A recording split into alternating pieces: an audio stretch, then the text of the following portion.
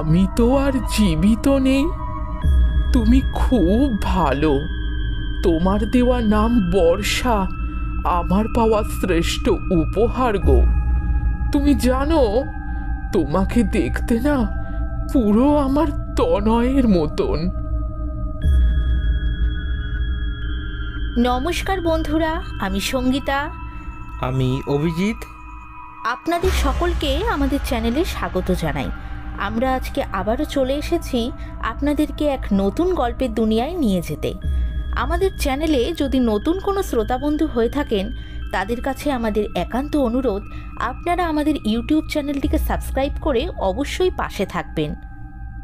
আপনাদেরকে আবারও মনে করিয়ে দিই, আমাদের গল্প কিন্তু প্রতি বুধবার রাত 8টায় আসতে থাকে, তাহলে আপনারা কিন্তু একদম শুনতে ভুলবেন না। তাহলে চলুন সরাসরি গল্পে চলে যাই। শুরু হচ্ছে আমাদের আজকের নিবেদন, চৈতালি সিংহ রয়ের কলমে বার্ষভানবী।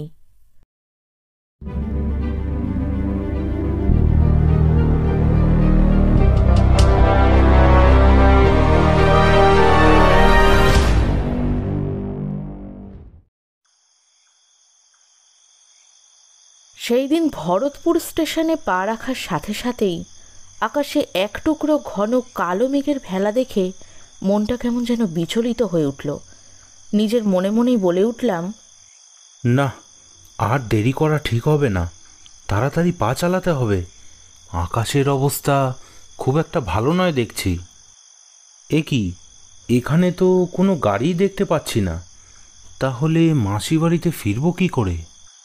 এত বছর পর এলাম এখানে, কিন্তু এখনও রাস্তাঘাটের কোনো পরিবর্তন হয়নি। এখন এতটা রাস্তা হেঁটে যেতে হবে। মাঝপথে যদি বৃষ্টি নামে তাহলেই গেল। এই দেখুন, এতক্ষণ তো আমার নিজের পরিচয়টাই দেওয়া হয়নি। আমি রিক সাহা। বহু বছর পর গিয়েছিলাম মাসির বাড়ি। বর্তমানে মাসি না থাকলেও মেসো, দাদা, বৌদিরা, তাদের বাচ্চারা সকলেই আছে। মাঝে বেশ কিছুদিন কোনো যোগাযোগ ছিল না কারুর সাথে, কিন্তু এই ফেসবুকের যুগে আবার নতুন করে সবার সাথে একটা মিলন হয়েই থাকে। তারপর থেকেই মেসো আমাকে একবার দেখবার জন্য ব্যস্ত হয়ে উঠেছিলেন।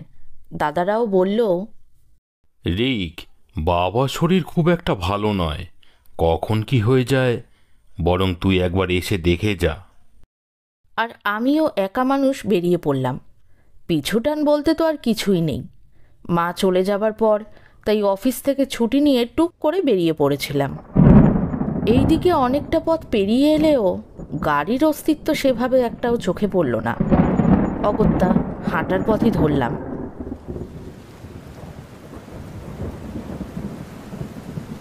মিনিটখানেক হাঁটার পরেই আকাশ কালো করে বৃষ্টি নেমে পড়ল।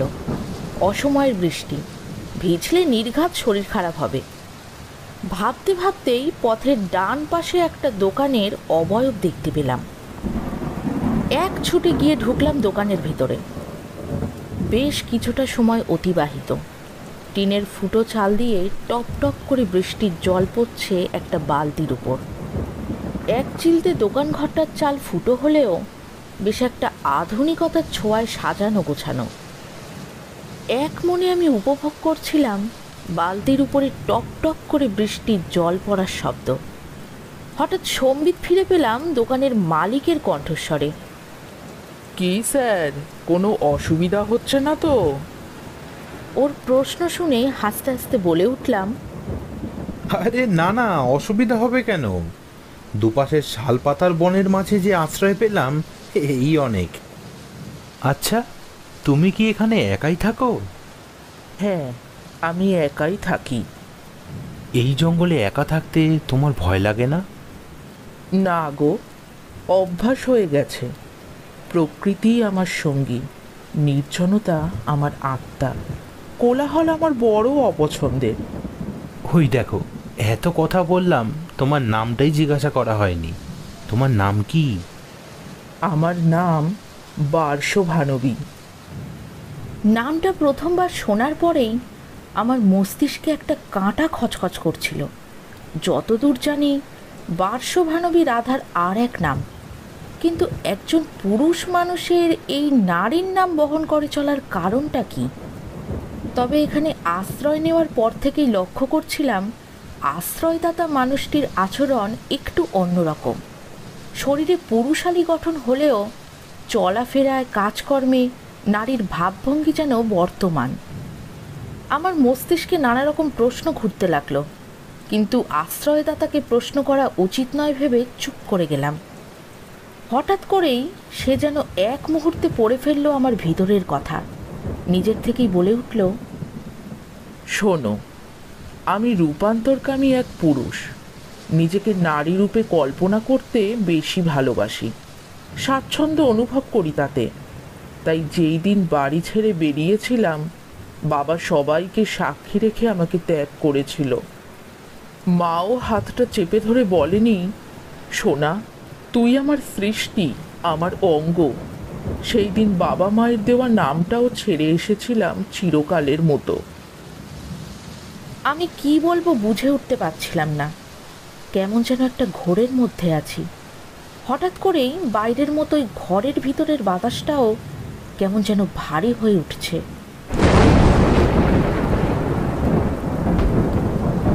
খুব কাছাকাছি জোরে বাজ পড়ার শব্দে সম্বিত ফিরে পেলাম। ঘরের আবহাওয়াটাকে হালকা করতে বলে উঠলাম, আমি যতক্ষণ তোমার সঙ্গী হলাম, আমি কিন্তু এত বড় নামে তোমাকে ডাকতে পারবো না। আমি তোমাকে বর্ষা বলে ডাকি। আমার কথায় সামনের চোখ দুটো যেন চিকচিক করে উঠল। যোগ্য উপহার হিসেবে পেলাম একগাল হাসি। রাত বাড়তে থাকলো। বাইরের প্রকৃতি ক্রমশ বড় অশান্ত হয়ে উঠছে। এইদিকে আমাদের দুজনের বন্ধুত্ব খুব জমে উঠেছে। পাহাড়ি রসুনের চাটনির সহযোগে আলুর পরোটা আর চা দিয়েই রাতের খাবারটা শেষ করলাম। বৃষ্টির সাথে যে এইরকম সুস্বাদু গরম গরম খাবার পাবো তা আমি কল্পনা করতে পারিনি। খাবার শেষে গিটারে গান ধরল বার্ষভানবী।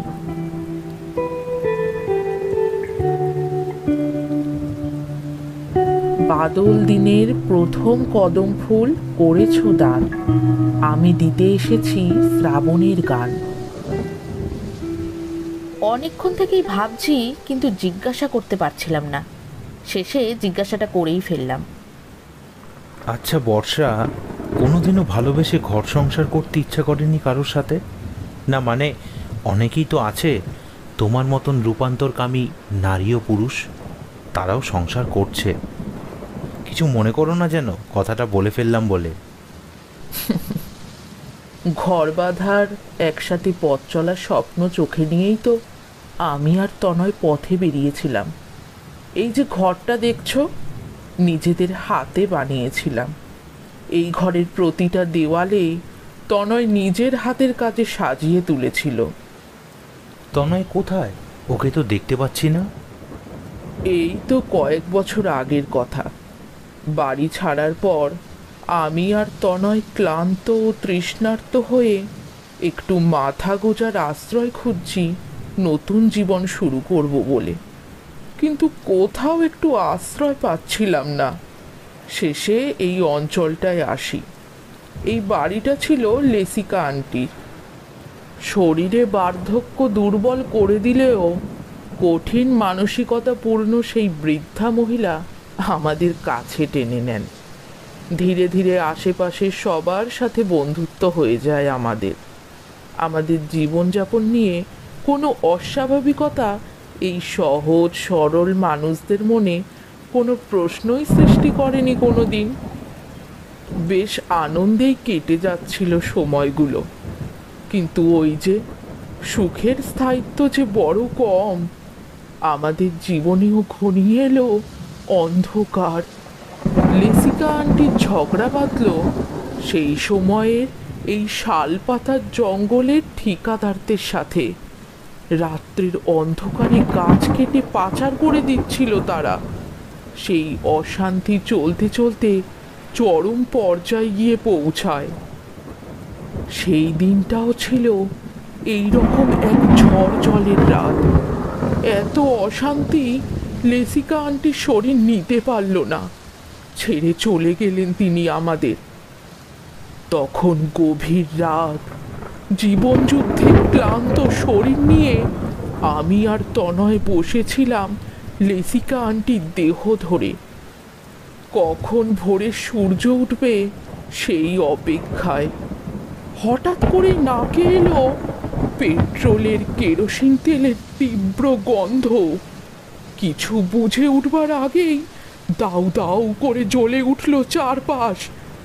আমি আর তনয় তখন তখন ছোটাছুটি করছি ঘরের ভেতরে আগুন নেভাবার জন্য। যখন বুঝলাম পারবো না নেভাতে, তখন দুইজনে আপ্রাণ চেষ্টা করতে থাকলাম সেই যৌতুকগৃহ থেকে বাইরে বেরিয়ে আসতে।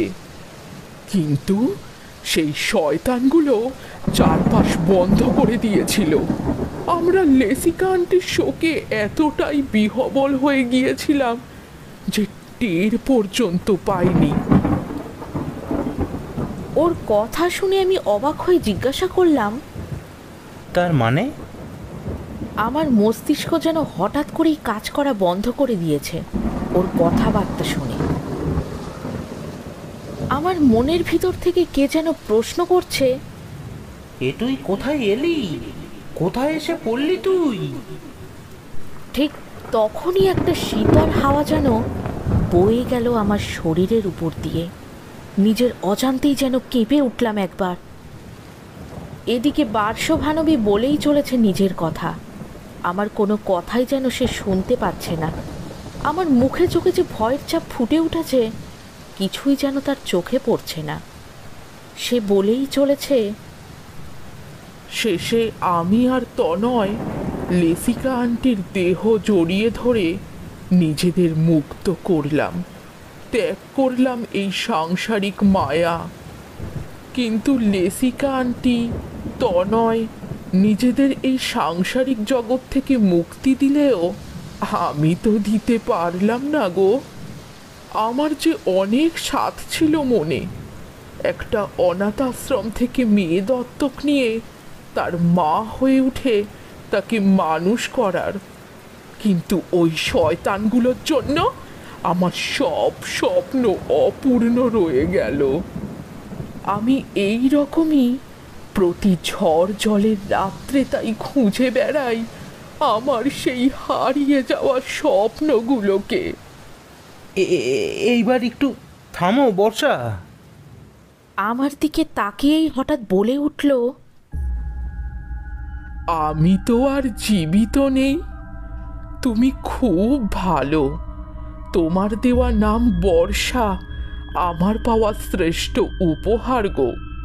তুমি জানো, তোমাকে দেখতে না পুরো আমার তনয়ের মতন। ওই দেখো দেওয়ালে টাঙানো ছবিগুলো, ওগুলো আমি, তনয় আর লেসিকা আন্টি। ঘরের মৃদু আলোয় আমার চোখের সামনে ভেসে উঠেছিল দেওয়ালে টাঙানো একটা ফটো ফ্রেম, যার ওপর একজন বয়স্ক মহিলার সাথে বার্ষভানবী আর আমি নিজে দাঁড়িয়ে। হঠাৎ করেই যেন ঘরে এক হাড় হিম করা কড়া শীতল হাওয়া বয়ে গেল। তারপর এক গাঢ় অন্ধকার।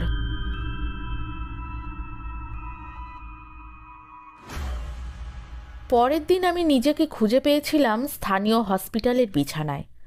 জঙ্গলের শ্রমিকরা পথের ধারে আমাকে পড়ে থাকতে দেখে প্রথমে মৃত ভাবলেও কাছে এসে যখন দেখেন নিঃশ্বাস প্রশ্বাস চলছে, তখন হসপিটালে এনে আমাকে ভর্তি করেছিল।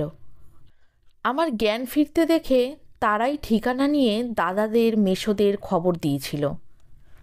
শেষে 4 দিন পর যখন জ্বর কাটিয়ে সম্পূর্ণ সুস্থ হলাম, সবাইকে বললাম ঘটনাটা। তারা সবাই বলল আমি নাকি খুব জোর বেঁচে গেছি, কিন্তু কোনো কথাই যেন আমাকে আর স্পর্শ করছিল না।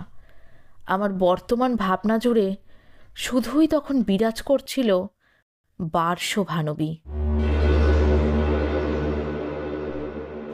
আবছা হয়ে ভেসে উঠেছিল শুধুই দেওয়ালে টাঙানো সেই ছবিগুলো। আজও মনের ভিতরে প্রশ্ন ঘোরে, তবে কি সত্যি আমি?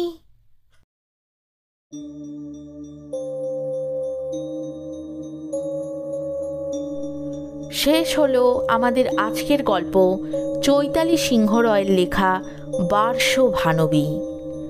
আজকের গল্পটি আপনাদের কেমন লাগলো অবশ্যই কিন্তু আমাদেরকে কমেন্টে জানাবেন। আর লাইক, শেয়ার, সাবস্ক্রাইব করতে কিন্তু একদম ভুলবেন না। চলে আসছি আগামী বুধবার রাত 8টায় আবারও নতুন কোনো গল্প বা ঘটনা নিয়ে। সবাই ভালো থাকবেন, সুস্থ থাকবেন।